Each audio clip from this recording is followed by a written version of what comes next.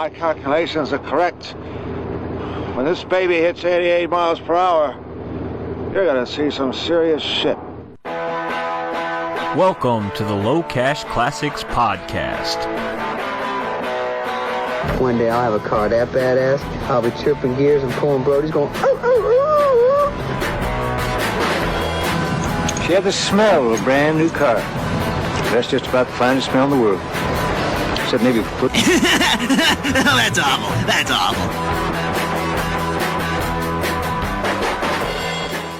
Hey guys, what's going on? Welcome to this episode of the Low Cash Classics Podcast. I'm Kyle. I'm Kahuna, and today we'll be talking about our very first cars, which happen to be right here in front of us. We're very lucky. We're very lucky to own our first Yes, cars. they are very cool first cars. Yeah. So, I never drove my first car. I've never drove this car. We'll have to pull you around and when we get the steering wheel hooked up. So, you want to talk a little bit about your car? Yeah, sure. So I was 13 when I got this. It's a 66 Plymouth Barracuda. My dad bought it as like a project for a father-son project. And when we first got it, it was a run-in vehicle. Didn't have exhaust. I mean, it wasn't street-worthy. And it was all in primer. I remember coming home after school and me and my brother would run out to the garage and we'd show off for our friends, and we started with the screwdriver because it didn't have ignition in it or nothing, and just had open headers. Well, it didn't even have headers, just had high flow exhaust manifolds, and we would we'd rev it up, and man, it was loud, and we thought it was the coolest thing in the world. Yeah. Being like, I was 13, so we just thought we were badasses, you know, being able to hot wire a car, you know, and be like, how's that? That's funny. So, did you drive your car? I did eventually, yes. I haven't drove it a lot. My dad, once I was in high school, you know, I couldn't afford to restore a car. So he kind of took it over and he just kind of did backyard restoration, and he got it. It was looking better than it is right now, but he drove it around to a bunch of car shows back in I think 2001 is when he was driving it around in car shows. He did that for probably 3 or 4 years with it, maybe a little longer. And then eventually I was able to buy a 67 Chrysler 300, and I drove that car around the car shows, and Dad would drive the Barracuda, and he really always liked the 300s. So eventually I traded cars with him, and I got the car, and I got to drive it for a while, but always had problems with I think the drive shaft's out of balance or something in the drivetrain. It would vibrate real bad, so I didn't get to drive it a whole lot, but it was fun. And then I went ahead and bought the disc brake front conversion, and I tore it all out. I took the engine out, and it just kind of, that's where it's at right now. I got big plans and small money, but eventually I want to get it all the way through the restoration. I think I'm just going to have to start from the basement and fix all the little rust issues that are popping up. It needs quarter panels really bad. And, you know, back then they didn't make anything for these cars. And my dad, he was okay body guy. He was definitely not like, you know, career body guy. So he did the best he could. And I learned a lot. I mean, I learned a whole lot on this car. And I wouldn't be where I am today if it wasn't for this car. Yeah. It's super cool. And I thought it was cool when we got this car. We lived in Virginia Beach, or Norfolk, Virginia. The car came from Virginia Beach. And the car was actually made in St. Louis, which is about an hour north of here. So I think it was cool to kind of come home to roost. Yeah, It'd be cool to drive it up there to wherever that place was and get awesome. a picture of it. Nice. Well, how about you? So this is my 1970 Dodge Coronet 500. So this was actually also my dad's first car. So this car was given to my dad for his 16th birthday from my grandpa. He owned a salvage yard down in Texas. I think it came into the salvage yard and he may have painted it or something and then gave it to my dad for his 16th birthday. And then my dad drove it for a little while, and I think he loaned it to a brother or a cousin, and then it got wrecked, and then it just got parked forever in my grandma's backyard in Texas. And then for my 15th birthday, my grandma showed up with this thing on a trailer for me for my 15th birthday. And I was so excited about it. It's funny because I say I never knew what my dream car was until I owned it. And like whenever they showed up with it, I was like, that is the coolest fucking car ever. So I was like instantly in love with it. I went through like 2 weeks it took me. I had no idea what I was doing. Like I was into cars and stuff, but I was never really a car guy until I got my driver's license and actually started driving and stuff like that. So once I got the car, I went through and I stripped the whole thing down. I talked to my dad. I was like, what do we need to do? He's like, we need to take the whole car apart first thing. So I spent like 2 weeks. I stripped the whole car. Like I'm talking like the heads and everything. I pulled all the valves out of the heads. Like I stripped this thing as far as I could possibly go. And I mean, there were many nights where like I'd fall asleep in it in the garage and stuff, taking it apart. It took me about 2 weeks, got the whole thing stripped down. And then I was like, all right, now what? And then I realized we were poor and we had no money. And I was like, well, fuck. So the car got moved around. It got pushed outside the garage. And it sat outside our house forever, and guys would stop by like on a weekly basis and be like, I didn't have the front bumpers on it and I didn't have the hood on it. And people would stop by and be like, you want to sell that Roadrunner or you want to sell that Charger? And I was always like, first off, it's a Coronet, and no, I do not want to sell it. Like, so I was like, let me school you first. So then from there, let's see, dude, this car's been moved around. Like I've hauled this car around to more places. So from that house, it went out to one of my mom and dad's friend's shop, and it lived there for years. And then from there, I moved it out to my grandma's house. And this was all being moved with like nothing done. It still had the glass and everything in it. But other than that, like the car was completely disassembled. But it got moved out to my grandma's house for a little while.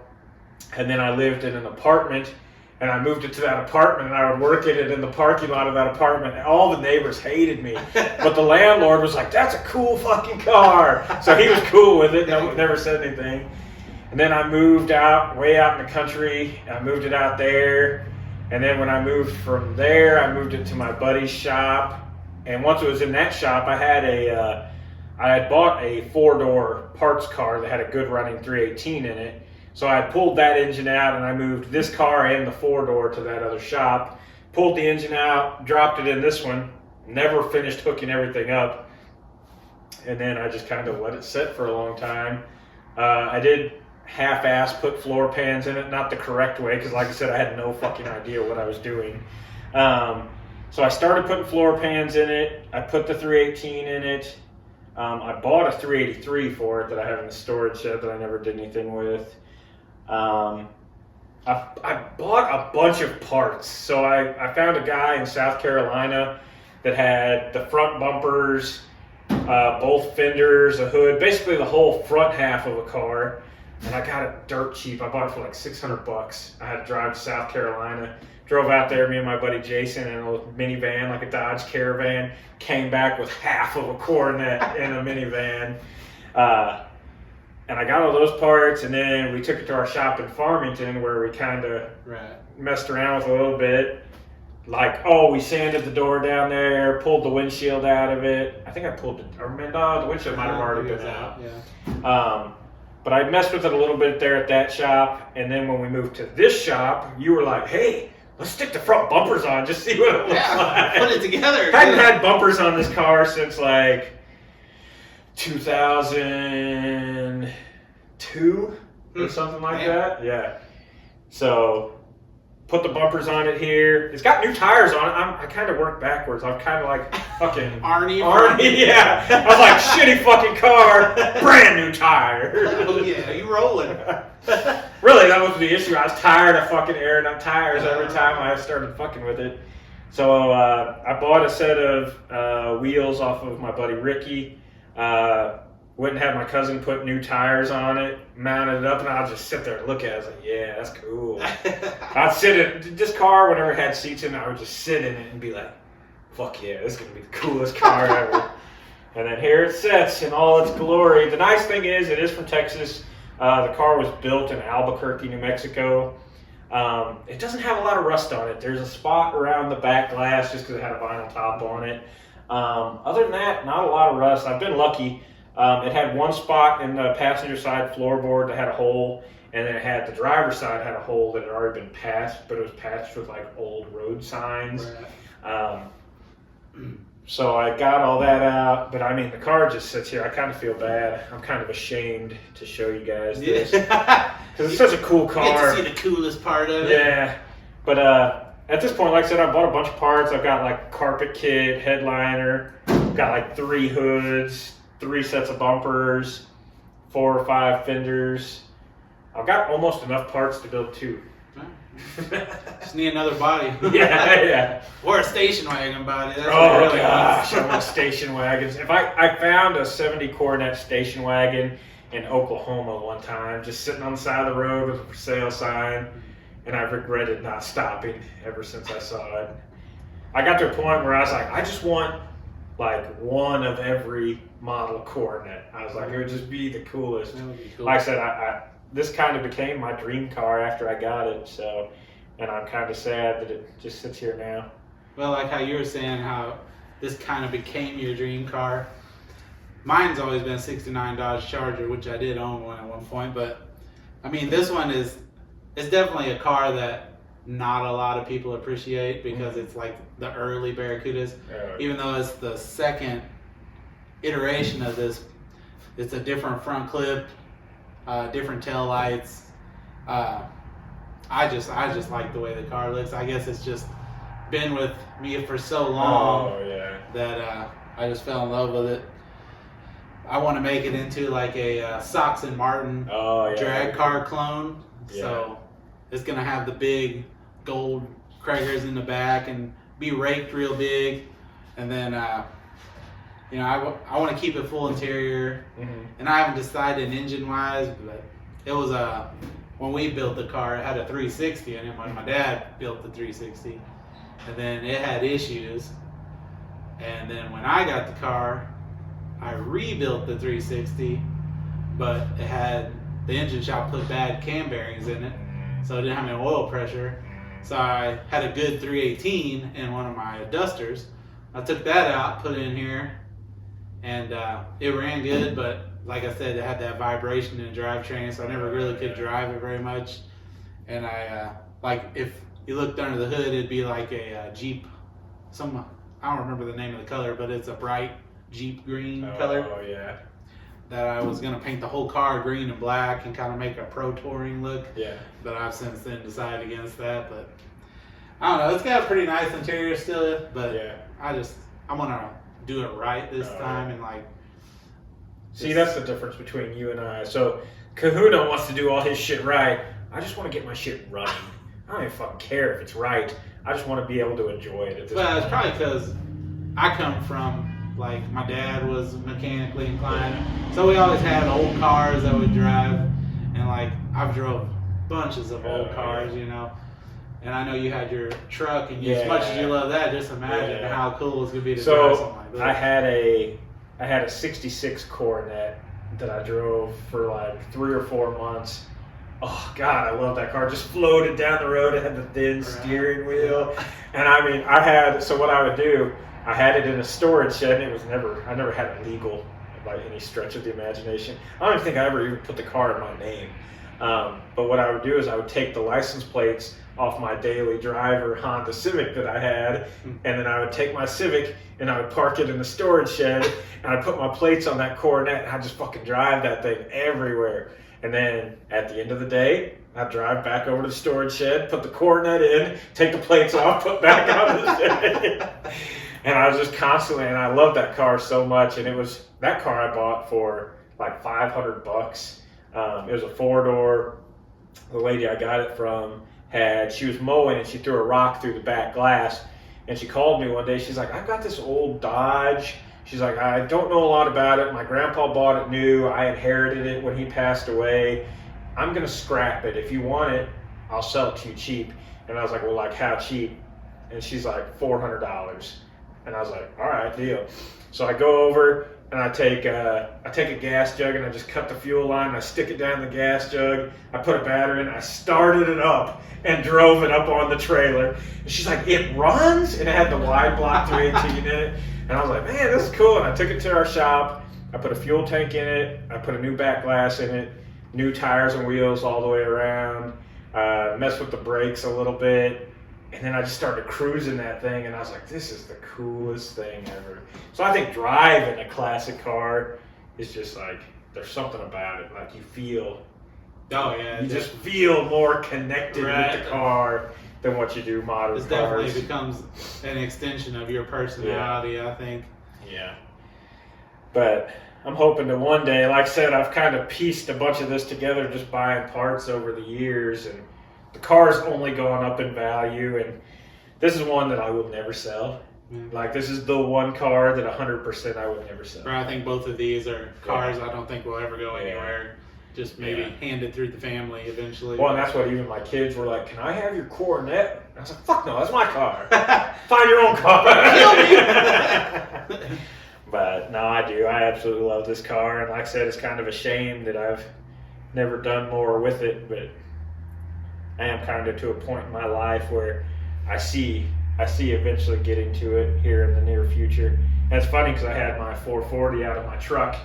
Oh, that was tempting, man. I was like, I could just drop that right in there. It'll fit. Let me get that measure. Yeah. Every time I was a little frustrated with my truck, I was like, fuck this truck. I'll put that engine in my Coronet.